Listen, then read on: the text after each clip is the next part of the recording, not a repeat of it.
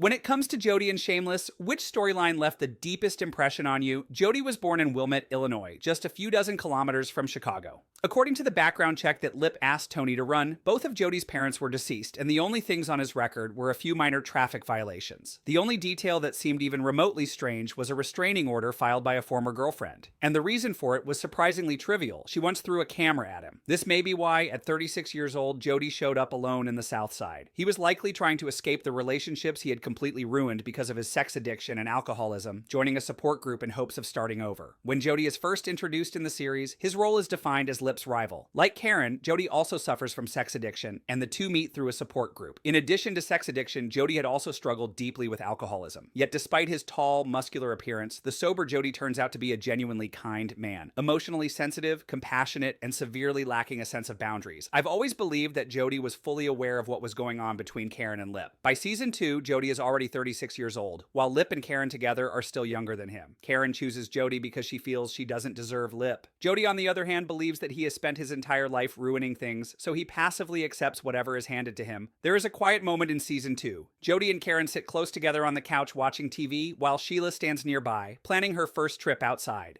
I believe that in that moment, all three of them genuinely felt that life had finally settled down. Before Karen gives birth, she asks Jody to sign a prenuptial agreement. Even though he clearly senses that something is wrong, he signs it without hesitation. That same night, Karen throws Jody out of the house. Sheila continues to help Jody in secret, using a kazoo to signal when it's safe for him to come back home to shower and change clothes.